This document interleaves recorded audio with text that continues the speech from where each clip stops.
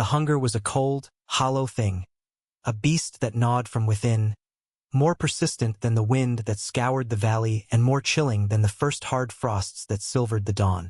The great herds of deer and wild horse had vanished, following their ancient migratory paths to greener, distant lands, and the forest, stripped of its summer foliage, offered up only silence. The Red Ochre clan was starving.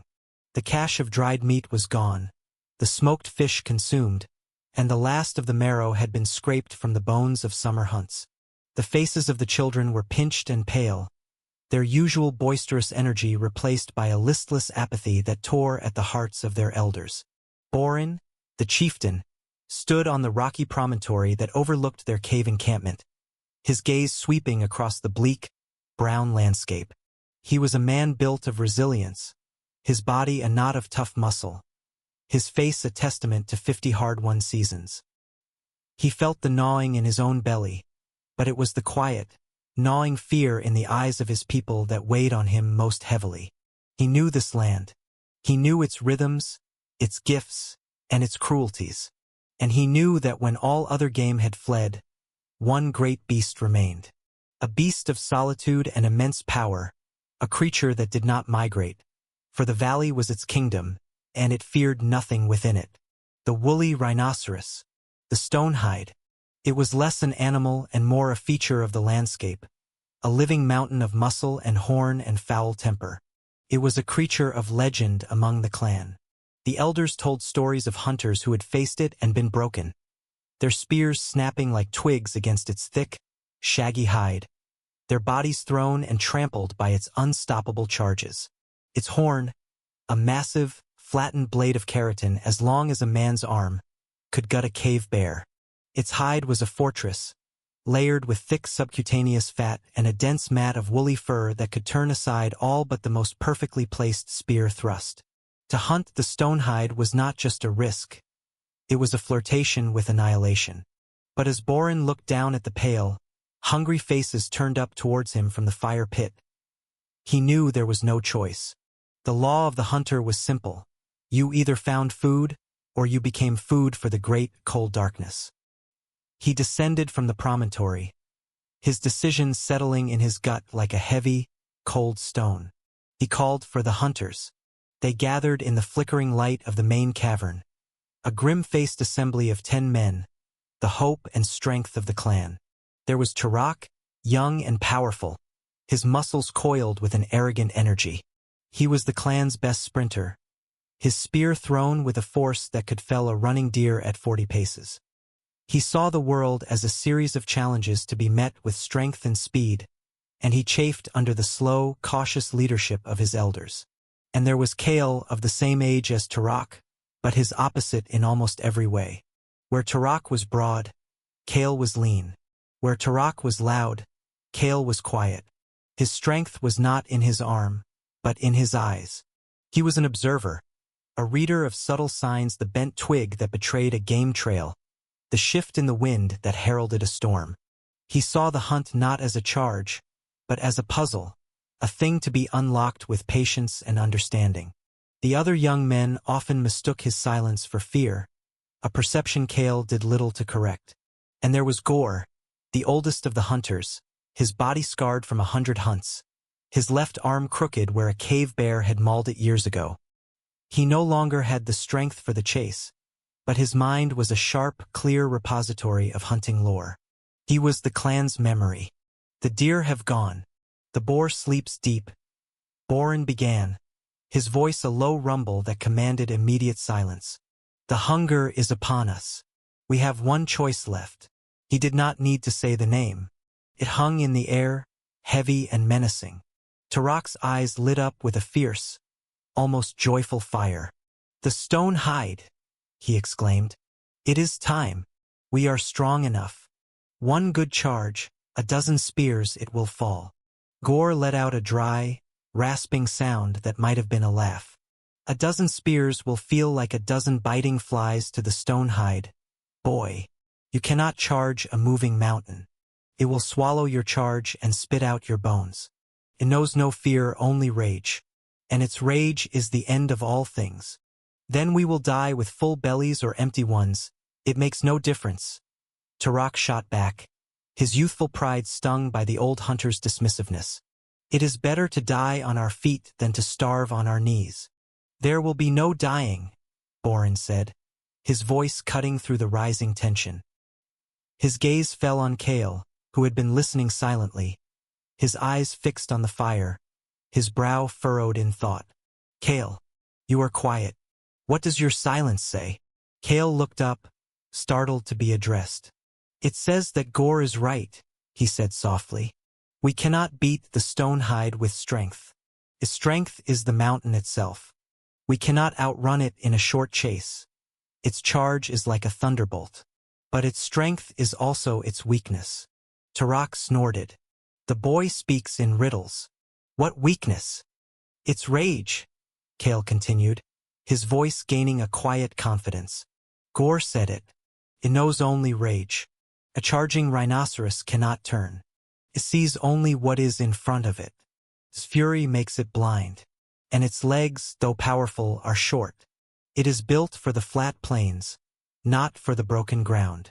Borin nodded slowly, a flicker of interest in his deep-set eyes. He had seen this quality in Kale before, this ability to see the shape of the negative space, the weakness that defined the strength. You have a plan, then. Not a charge. A trap, Kale said. Not a pitfall. The beast is too clever for that. A trap made of the land itself. 2 days' walk to the west, where the great plain narrows into the gullet. The gorge is steep and the floor is a mess of fallen rock. A beast of its size and weight could not easily turn or retreat there. If we could drive it into the gullet. Drive it? Tarak scoffed. You speak as if it were a sheep. How do you propose we drive the stonehide anywhere it does not wish to go? With its rage, Kale answered simply. We will not be hunters. We will be irritants. Gnats. We will be thorns in its side. We will show ourselves, make noise, throw spears from a safe distance, not to wound, but to anger, to annoy it. We will use its own fury to steer it. A slow, dangerous smile spread across Borin's face. The plan was audacious. It was complex. It was fraught with peril at every stage. But unlike a frontal assault, it had the ring of possibility. It was a plan that used their own weaknesses, their small size and agility as a strength, while turning the rhinoceros's greatest asset, its unstoppable, furious charge, into the mechanism of its own demise. This is a good plan, Borin declared, his authority settling the matter. It is a hunter's plan, not a brawler's. We will do this. We will prepare. The next day was a hum of focused activity. The task was not just about sharpening spears. It was about preparing for a specific kind of hunt. The hunters chose their lightest spears, weapons made for throwing, not for thrusting. The women worked tirelessly, mending hide cloaks and packing small leather pouches with rendered fat and dried berries, high-energy food for the long chase. Kale oversaw the making of the noisemakers. He had the younger boys gather large, dried gourds, which they filled with pebbles. When shaken, they produced a loud, irritating rattle that would carry on the wind. Others stretched pieces of hide over wooden frames to create crude drums. These were not the sacred drums of ritual. These were instruments of psychological warfare. As Kale worked, he felt a sense of calm purpose he rarely experienced before a hunt. He was not just a spear carrier this time.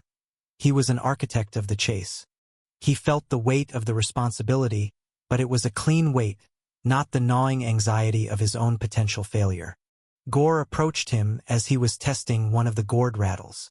The old hunter picked up one of the throwing spears Kale had prepared, its flint point small, sharp, and perfectly balanced. This is a clever spear, Gore said, his thumb testing the keen edge. It is made to bite, not to kill. A biting fly. He looked at Kale, his scarred face unreadable. And it is a clever plan. But cleverness can be a trap of its own. The stonehide has survived many seasons. It has seen the cleverness of wolves and the fury of cave lions. Do not mistake your plan for the truth. The hunt itself will speak the truth. You must be ready to listen. Gore's words were a sobering reminder. A plan was just a story they told themselves about the future. The reality would be written on the hard ground, in the dust and the blood. The hunting party set out at dawn the next day. 10 men, their faces grim, their movements economical, carrying their light spears and their rattles. The air was cold and sharp, and their breath plumed in white clouds before them.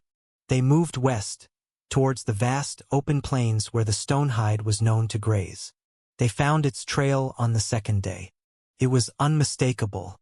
The tracks were great, three-toed depressions in the hard earth, and they were accompanied by a trail of immense, fibrous droppings. But it was the other signs that spoke of the beast's passage.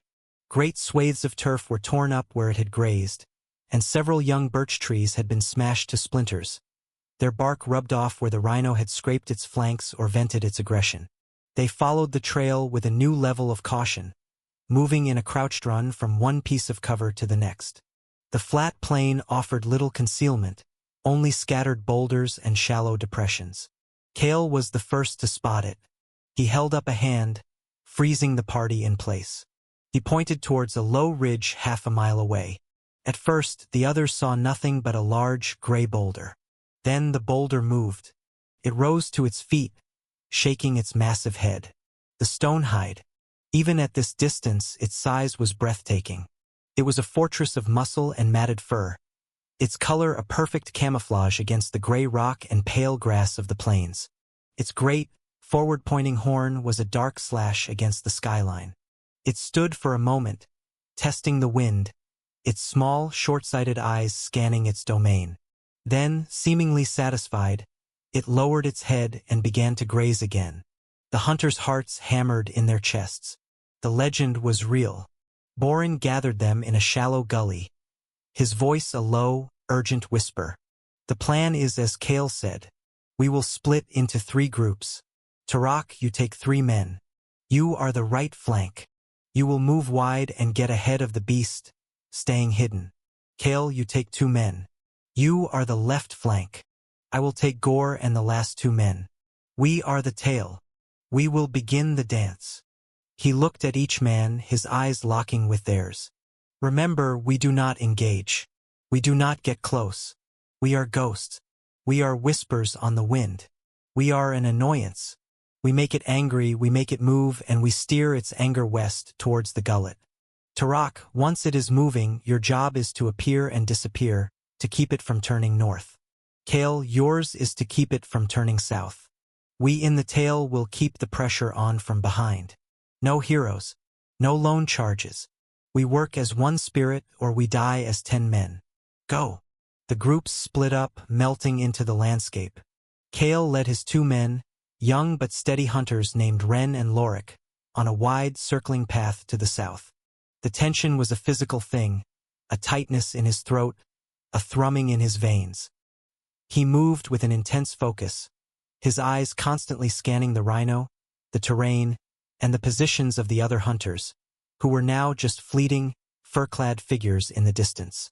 Once all groups were in position, Boren gave the signal a low whistle that mimicked the call of a kestrel. It was time. From behind the rhinoceros, Boren's group rose from their cover. They began to shake the gourd rattles, the dry, clattering sound sharp and alien in the natural silence of the plains. The stonehide's head snapped up. It let out a low, guttural snort, a sound of irritation. It turned its massive body, its small eyes trying to pinpoint the source of the unnatural noise. Boren and his men threw their light spears. They were thrown high with arcing trajectories, designed to land near the beast, not on it. One clattered off a rock near its feet. Another landed with a soft thud in the turf behind it. The rhino snorted again, this time with more force. It took a few steps towards Boren's group, its head lowered. This was the first critical moment. Would it charge, or would it simply move away? Boren's group disappeared, ducking back down into the tall grass. The rhino, confused, stopped. The rattling started again, this time from a different position, farther to the east. Boren's group was moving, repositioning, a phantom annoyance. The stonehide was growing visibly agitated. It scraped the ground with its massive 3-toed foot, raising a cloud of dust. It let out a short, explosive grunt of frustration. It began to move, not in a charge, but in a heavy, deliberate trot. And it was moving west, away from the annoyance. Kale felt a surge of adrenaline. It was working. For the next hour, the strange, dangerous dance continued. Boren's group in the tail kept up the pressure, a constant, irritating presence of sound and movement, always appearing where the rhino least expected it, always melting away before it could commit to a charge. They were a phantom pack of wolves, nipping at the heels of a giant. The rhinoceros's trot became faster, its frustration mounting. Twice it began to veer north, towards the open plains. And twice, Tarak's group appeared as if from the earth itself, 100 paces away on its flank. They would shake their rattles, shout, and hurl a spear into the ground before vanishing again. Enraged and confused by this new threat, the rhino would correct its course, straightening its path, still moving west. Kale's group had not yet been called upon. They moved parallel to the great beast, their hearts pounding, their role one of silent readiness. They watched as the landscape slowly changed, the wide, open plain beginning to funnel towards the darker, shadowed cliffs that marked the entrance to the gullet. The beast was tiring. Its breath was coming in great, steamy plumes. Its frustration had turned to a sullen, simmering rage. It knew it was being herded, and it did not like it. It began to slow, its massive head swinging from side to side, as if contemplating a stand. Now! Boren's whistle came, sharp and insistent. The tail group appeared again, this time closer, their rattles more frantic, their shouts louder. They were raising the stakes, forcing the issue. The stone hide finally snapped. With a roar that was pure, distilled fury, it lowered its head and charged. It was not a feint. It was a full, earth-shaking, unstoppable explosion of power, aimed directly at Boren's position. The chieftain and his men scattered, diving for cover with moments to spare as the rhino thundered past, its hooves tearing the earth, its horns slicing the air where they had been standing. But the charge had carried it deep into the funnel of the valley. The entrance to the gullet was now only a few hundred paces away. The rhino, its charge spent, slowed to a stop, its flanks heaving. It turned, its small, hate-filled eyes searching for its tormentors. It seemed to realize its tactical error, the way the cliffs now loomed on either side, restricting its movement. It let out a roar of frustration and began to turn south, away from the confining cliffs, towards the last remaining avenue of open ground, towards Kale's flank. Now, Kale! Now! Boren's voice was a desperate yell on the wind. It was their turn. Kale, Ren, and Lorik rose from behind a line of boulders. They were closer to the beast than any group had been so far, close enough for Kale to see the coarse, muddy hair on its flanks, the intelligence in its small, piggy eyes. For a heart-stopping second, fear, cold and paralyzing, seized him. The sheer, overwhelming reality of the beast was a physical blow. Then he saw the faces of Ren and Lorik, looking to him, their eyes wide with fear but also with trust. He was their leader. He had to act. "Rattles!" he screamed, his voice cracking.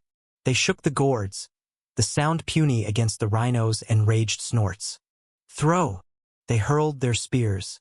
Kale's flew true, striking the rhino high on its massive, fleshy rump. The small flint point bit deep enough to draw a trickle of blood. A tiny wound, but a profound insult. The stone hide roared, a sound of ultimate fury. It forgot the gullet, it forgot the other hunters.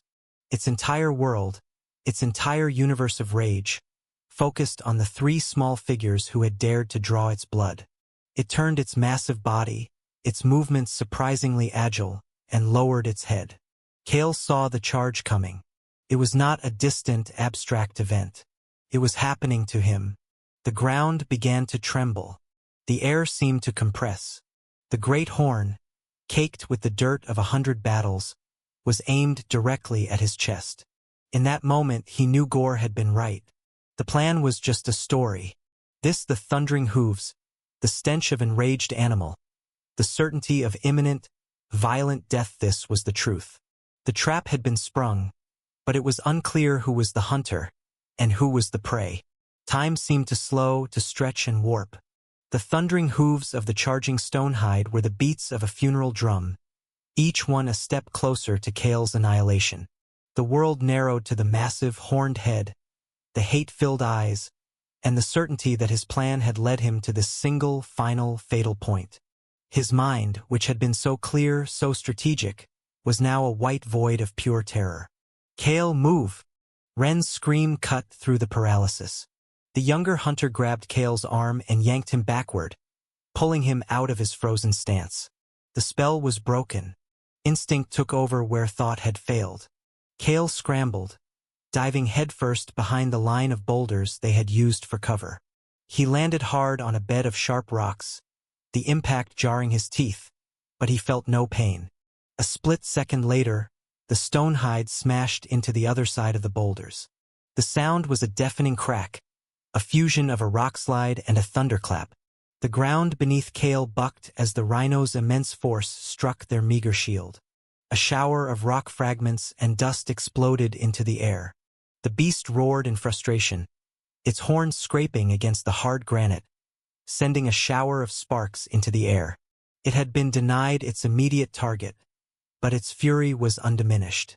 It backed away a few paces, shaking its massive head, preparing for another assault on the rocks. This was it, the critical pivot point of the entire hunt. Cale's desperate, unplanned stand had worked. The rhino, its rage now completely focused on their small group, had forgotten its desire to escape to the south. In its blind fury to destroy the immediate threat, it had positioned itself perfectly, with its back to the gullet. Now! Boren's roar echoed from the cliffs. "Tarak, push it! Push it home!"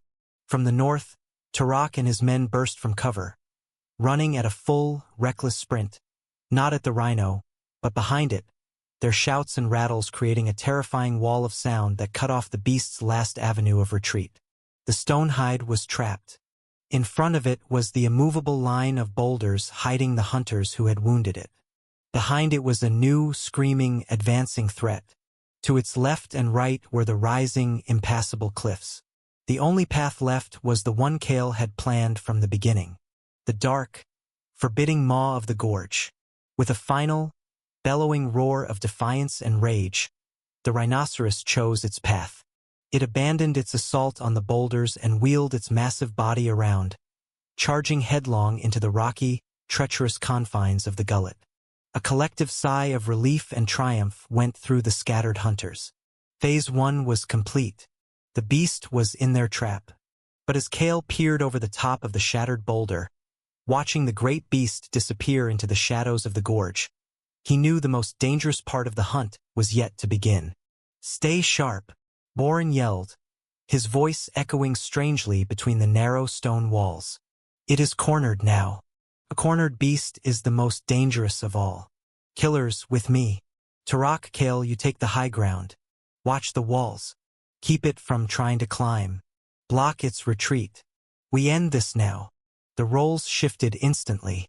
The 10 hunters, who had been a fluid, wide-ranging team of drivers, now converged on the gorge, their purpose singular and deadly. Boren and 4 of the strongest hunters, now armed with their heavy, leaf-bladed killing spears, cautiously entered the mouth of the gullet. Tarak and Cale, leading their respective teams, scrambled up the steep, rocky sides of the gorge, taking up positions on the ledges and outcrops that overlooked the narrow floor.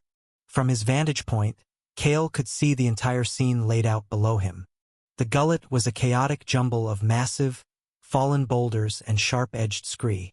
The Stonehide was picking its way through the difficult terrain, its earlier, powerful charge reduced to a slow, clumsy, and angry advance. The broken ground was doing its work, frustrating the beast, tiring it, making it vulnerable. Boren's group, the killers, advanced slowly, using the boulders for cover, their spears held low and ready. They were a silent, deadly wolf pack, closing in on their massive, cornered prey. The rhino heard them. It stopped, its great head swinging around, its snorts echoing like blasts in the confined space. It spotted Boren moving between two car-sized rocks and charged. But it was not the terrifying, earth-shaking charge of the open plain. Here, in the choked confines of the gorge, it was a short, furious burst of only a few paces before a massive boulder blocked its path. It smashed its horn into the rock in sheer frustration. That was the moment the hunters had been waiting for. As the rhino was distracted, two hunters emerged from behind it, their heavy spears held like lances. They sprinted the short distance and drove their spear points deep into the beast's shaggy hindquarters. The stone hide bellowed in pain and fury, a sound that seemed to shake the very walls of the gorge. It spun around, its massive body a vortex of rage, trying to gore its attackers. But they were already gone, having scrambled back behind the safety of the rocks. Now it was a battle of attrition, a deadly dance of feint and strike. A hunter would show himself, drawing the rhino's attention. As the beast turned to face the new threat, another hunter would strike from the flank or the rear. It was a testament to their discipline, their trust in one another. No one took an unnecessary risk. No one held their ground too long. Every move was coordinated, a part of a larger, lethal rhythm. From the cliffs above, Kale and Tarak's groups played their crucial part. They acted as spotters, shouting warnings and directions. "It moves to your right, Boren," Tarak yelled, his voice sharp with excitement. "Watch its rear flank. It turns," Kale called out, seeing the beast prepare to swing its massive hind end around to crush a hunter against a rock wall. They also became a second front. When the rhino, in its pain and confusion, tried to find an escape route up the steep sides of the gorge, they would hurl rocks down, not large enough to cause serious injury, but big enough to startle it, to create a small rock slide that would turn it back to the valley floor. The floor of the gullet was becoming a bloody, chaotic stage. The stone hide was wounded now, with half a dozen spears jutting from its flanks and rump. Its dark blood steamed on the cold rocks. Its roars of fury were now mixed with sounds of pain. But it was far from finished. The spirit was unbroken. It fought with the ferocity of a cornered god, its horn a blur of deadly motion, its massive weight a weapon in itself. In a sudden, terrifying move, it caught one of the hunters, a man named Finn, in the open. Instead of a straightforward charge, it swung its head in a vicious sideswipe. The great horn caught Finn in the thigh, not piercing, but striking with the force of a falling tree. The sound of bones snapping was sickeningly clear, and Finn was thrown like a doll against a rock wall, where he lay still. A cold dread shot through the hunters. The rhythm was broken. Tarak, seeing his friend fall, let out a roar of rage that rivaled the rhino's. Forgetting the plan, forgetting discipline, he scrambled down from his ledge, his killing spear in his hand. "Tarak, no!" Boren screamed, but it was too late. Tarak charged, his movements a blur of youthful power and grief-stricken fury. He was not thinking. He was pure reaction. The stone hide, seeing this lone, direct attacker, met his charge with its own. Kale watched in horror from above. It was suicide. Tarak was fast, but the rhino, even wounded, was a force of nature. But Kale also saw something else. In its eagerness to meet Tarak's charge, the rhino had exposed its left side, turning its attention completely away from Boren, who was positioned behind a tall, spire-like rock. "Boren!" It sighed. "Now!" Kale shrieked, his voice raw. Boren saw the opening. It was a terrible, fleeting opportunity, bought with Tarak's lifeblood. He did not hesitate. As the stone hide thundered past him towards Tarak, Boren burst from cover. He held his great killing spear in a two-handed grip, put his shoulder into it, and drove the yard-long flint point with all his strength into the rhino's side, just behind the massive front leg, aiming for the heart and lungs within. The spearhead, a masterpiece of Gore's craft, bit deep, sinking almost to the shaft. The stone hide let out a sound it had never made before. It was not a roar of anger, but a deep, gargling bellow of shock and profound injury. Its charge faltered. It stumbled, its front legs buckling. It had completely forgotten Tarak, who, seeing his chance, wisely scrambled to safety. The great beast crashed to its knees, its massive head hanging low. A torrent of dark, frothy blood poured from the wound in its side and from its mouth. It tried to rise, its indomitable spirit refusing to yield. It pushed itself halfway up, its hate-filled eyes fixing on Borin, the author of its demise. It took one last, staggering step forward, and then, with a great, shuddering sigh, it collapsed onto its side, its legs kicking feebly for a moment before falling still. Silence descended upon the gullet. A profound, echoing silence, broken only by the harsh, ragged breathing of the exhausted hunters and the low moans of the injured Finn. The stonehide was dead. For a long moment no one moved. They stood amidst the carnage, staring at the great, still mountain of flesh and fur. They were covered in dirt, sweat, and the blood of the beast. They were exhausted, battered, and one of them was grievously injured. But they were alive, and they had won. A slow, weary cheer went up, a sound of triumph and profound relief. Cale slid down the rock face, his legs trembling from adrenaline and exhaustion. He went first to Finn, whose thigh was horribly broken but who was, thankfully, alive. Then he walked over to Turok. The young hunter was staring at the dead rhino, his face pale, his earlier arrogance completely gone, replaced by a sober, humbled awe. He looked at Cale, and in his eyes, there was a new respect. "Your plan," Turok began, his voice hoarse. "It worked. I was a fool. We were a team," Cale said, clapping him on the shoulder. "That is what worked." Borin stood over the dead beast, his spear still embedded in its side. He placed a hand on its tough, hairy hide, a gesture not of victory, but of respect. "Go now, spirit of the mountain," he said softly. "Your strength will feed our children. Your hide will warm our elders. Your life gives us life. We thank you." The work that followed was immense. They made a litter for Finn, carrying him gently back towards the encampment. Then the long, arduous task of butchering the great beast began.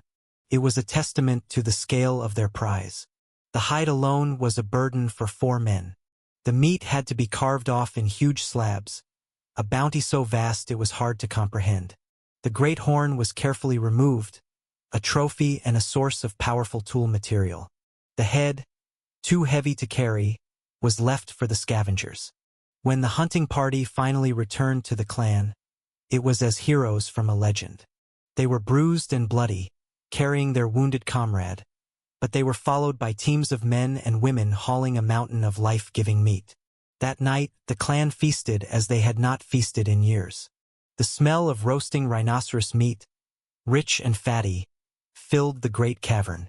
The children's faces were no longer pinched, but slick with grease and alight with joy. The stories of the hunt were told and retold, growing with each telling. They spoke of Turok's bravery, of Borin's killing blow, but they also spoke, for the first time, of Cale's plan. Cale sat by the fire, watching his people, a deep, quiet satisfaction warming him more than the flames. He had faced the stonehide, and he had survived. But more than that, he had seen the power of the clan, of 10 men working as one spirit. It was a lesson harder than granite and more valuable than any piece of meat. It was the law of the clan, the law that would see them through the coming winter, and all the winters to come.